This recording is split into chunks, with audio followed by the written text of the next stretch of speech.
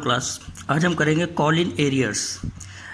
Allahabad company limited issued 5,006% preference share of 10 rupees each at premium of 4 rupees share, 1 rupees per application, 6 rupees on allotment with premium, 3 rupees on final first call and 4 rupees on final call. All the shares were subscribed and all the amount were duly paid. Accepted 1,000 shares on which the first call money and 1,500 shares on which final call money was not receive पर general entries. इसमें क्या हुआ, इसमें call in arrear हो गया है जिसमें first call पे 1,000 शेयर्स पे पैसा नहीं आया है और 1,500 शेयर्स पे फाइनल कॉल पे पैसा नहीं आया है। यहाँ पे एक नया टॉपिक आपका शुरू हो जाता है प्रीमियम के बाद। कॉल इन एरियर, जिसे हिंदी में बोलते हैं अवशिष्ट याचना। कॉल इन एरियर कौन होते हैं? जब कंपनी अपने सभी कॉल्स करती है और इन्हीं कॉल्स पे कुछ अंशों का पैसा यानी कुछ शेयर का पैसा जनता के थ्रू पे नहीं किया जाता कंपनी को, तो जितनी अमाउंट को पे नहीं किया जाता है उसे क्या बोलते हैं? उसे कॉल इन एरियर बोलते हैं या कॉल इन एडवांस अवशिष्ट याचना बोलते हैं। जैसे कि क्वेश्चन नंबर 6 में हमें दिया हुआ है, इस नंबर ऑफ इश्यू शेयर थे 5,000, कितने रुपए वाले? 10 रुपए वाले थे और साथ में 4 रुपीज का प्रीमियम था। इसमें टोटल 14 रुपीज का हो जाता है, जिसमें एप्लीकेशन पे 1 रुपीज है, अलॉटमेंट पे 6 रुपीज है टोटल, जिसमें 2 रुपए का अलॉटमेंट मनी है और 4 रुपए का क्या है? प्रीमियम भी इसी में इंक्लूड है। फर्स्ट कॉल पे 3 रुपीज है और फाइनल कॉल पे 4 रुपीज है। और इस पे क्या हो रहा है, हमारे पास 1,000 शेयर का पैसा नहीं आ रहा है और इस पर 1,500 का शेयर्स का पैसा नहीं रिसीव हो रहा है। तो इन दोनों पे हमें क्या करना है? एरियर बनाना है। तो इसकी अमाउंट्स क्या होंगी यहाँ पे पुट कर देते हैं। 1 रुपीज का है तो एप्लीकेशन हो जाती है हमारे पास 5,000।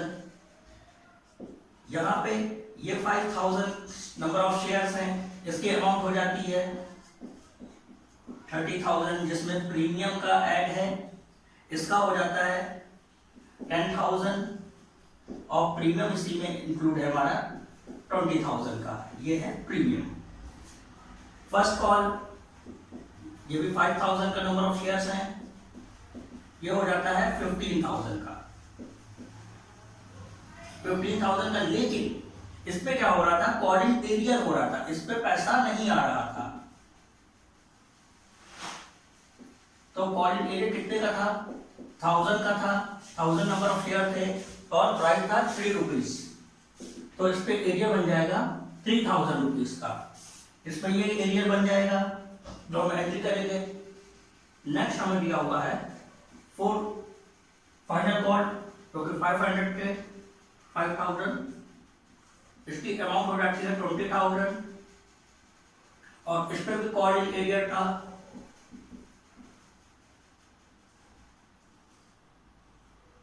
जो था 1,500 का और उसकी प्राइस थी 4 रुपीज। इस पे हो जाता है 6,000 का कॉल इन एरिया। ये हमारा क्वेश्चन सॉल्व हो गया। अब इसकी हमें जनरल एंट्रीज करनी है।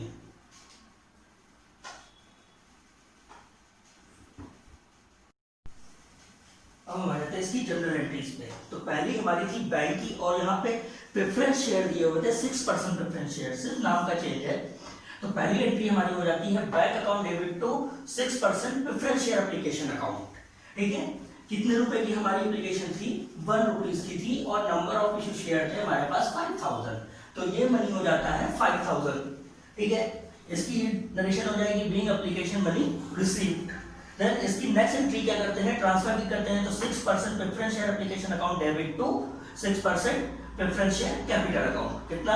जो भी हमारी अमाउंट थी 5,000 को ही हम यहाँ पे ट्रांसफर कर देंगे। इसकी नरेशन हो जाती है being application money transfer to capital account. Then अब हमारी आ जाती है अलॉटमेंट की, जिसमें प्रीमियम के साथ में दिया हुआ था। तो इसकी एंट्री होती है 6% preference share allotment account debit to security premium reserve account to 6% preference share capital account. ठीक है, जो हमें अलॉटमेंट दी गई थी वो 6 रुपीज की दी गई थी और हमारे पास नंबर ऑफ शेयर थे 5,000, जिसमें से सिक्योरिटी प्रीमियम की अमाउंट थी 4 रुपीज और अलॉटमेंट की नेट अमाउंट थी 2 रुपीज। तो इसको जब हम यहाँ पे मल्टीप्लाई करते हैं तो हमारी टोटल मनी हो जाती है 30,000, प्रीमियम की मनी हो जाती है 20,000 और शेयर कैपिटल में कितना जाता है 10,000 जाता है, जो कि हम इसके पहले भी प्रीमियम की एंट्री कर चुके हैं। इसकी ड्यूरेशन हो जाती है being allotment money due with premium. Then अब रिसीव किया जाती है तो bank account debit to 6% preference share allotment account. कितना मनी चला जाएगा, पूरा चला जाएगा 30,000 ही ट्रांसफर हो जाएगा। इसकी ड्यूरेशन हो जाती है बीइंग अलॉटमेंट मनी रिसीव्ड। ये हमारी अलॉटमेंट तक की हो गई। अब हम चलते हैं नेक्स्ट एंट्री पे।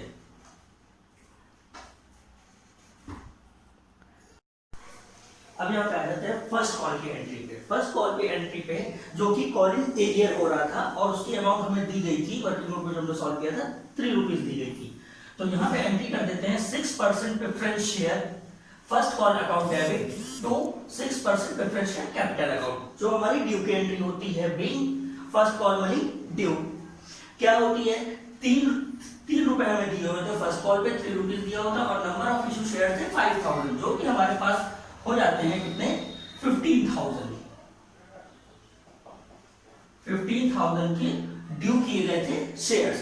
लेकिन जो हमारे पास रिसीव हुए हैं वो कैसे रिसीव हुए हैं, क्यों, क्योंकि इसमें कॉलिंग एरियर हो रहा था 1000 शेयर का पैसा नहीं आ रहा था। तो क्या करेंगे, bank account debit calling arrear, जो कि हम इसमें दिखाते हैं, कॉलिंग एरियर दिखा भी सकते हैं या डायरेक्टली हम उसमें लेस भी कर सकते हैं, दोनों तरीके से कर सकते हैं। ठीक है, तो हम यहाँ पे इसको शो करके करते हैं। Bank account debit calling arrear account debit, जितना भी पैसा नहीं आया होता है वो इसमें अमाउंट आएगी। ठीक है, और फिर to 6% preference share first call account.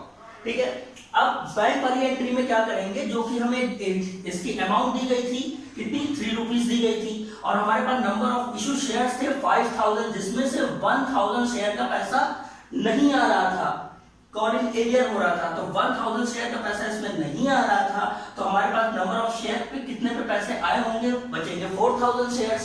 तो हमारे पास कितना पैसा आया होगा, 4,000 शेयर आया होगा। तो हम इसकी मल्टीप्लाई 4,000 से कर देते हैं, तो हमारे पास यहाँ पे जो अमाउंट आ जाती है बैंक अकाउंट में वो आ जाती है 12,000। देन अब आ जाते हैं कॉलिंग एरियर पे।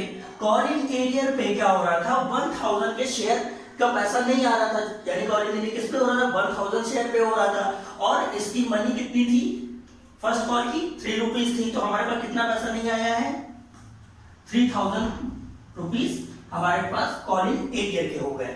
ठीक है, और यहाँ पे टोटल हमें कितना दिया होता है, टोटल तो यहाँ पे 5,000 शेयर ही थे और 3 रुपीज था, तो ये पूरा हमारा अमाउंट हो जाती है 15,000। ये हो गई हमारी एडजस्टमेंट फर्स्ट कॉल पे। अब इसी तरह से हमें सेकंड कॉल भी दी गई थी, तो यहाँ पे जब हम इसको फाइनल कॉल जो दी गई थी, फाइनल कॉल पे भी हम इसकी एंट्री करते हैं, ये हो चुकी है। अब फाइनल कॉल यहाँ पे कर देते हैं।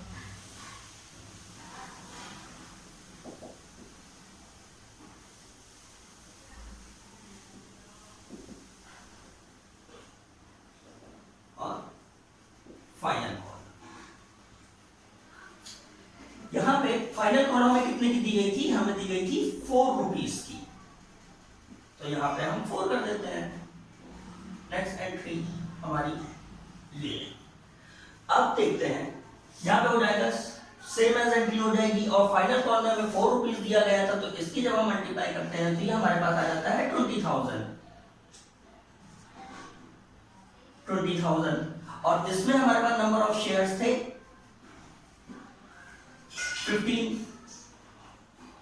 1,500 और इसमें भी 1,500 का एरियर हो जाएगा। ठीक है, अब हम इसको सॉल्व करते हैं। ये हो गया 20,000। बैंक अमाउंट में 4 रुपीज था, नंबर ऑफ इशू शेयर थे 500 और यहाँ पे एरियर हो रहा था 1,015 का। तो यहाँ पे हमारे पास जो नंबर ऑफ शेयर बच जाते हैं वो कितने बच जाते हैं, 3,500 शेयर पे यहाँ पे हमारे पास पैसा आता है। ठीक है, तो इसको हम यहाँ पे जो हमारी अमाउंट आएगी वो आएगी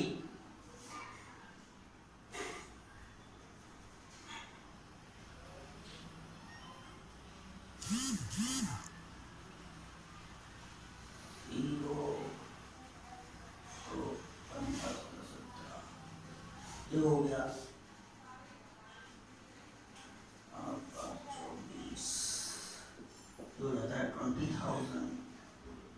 40,000 और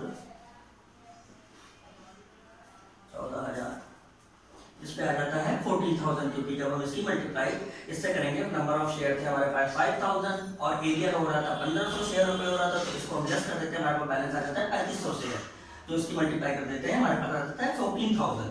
देन हमारे पास इसमें कॉलिंग एरिया कितना था, 1500 के थे, जिसमें रुपीस थी हमारी 4 रुपीज, जब दोनों की मल्टीप्लाई करते हैं तो हमारे पास कॉलिंग एरिया इसका हो जाता है 6,000 और ये टोटल अमाउंट हो जाती है 20,000।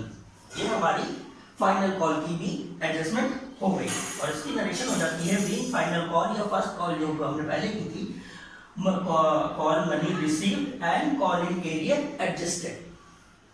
ये हमारा पूरा क्वेश्चन कंप्लीट हो जाता है।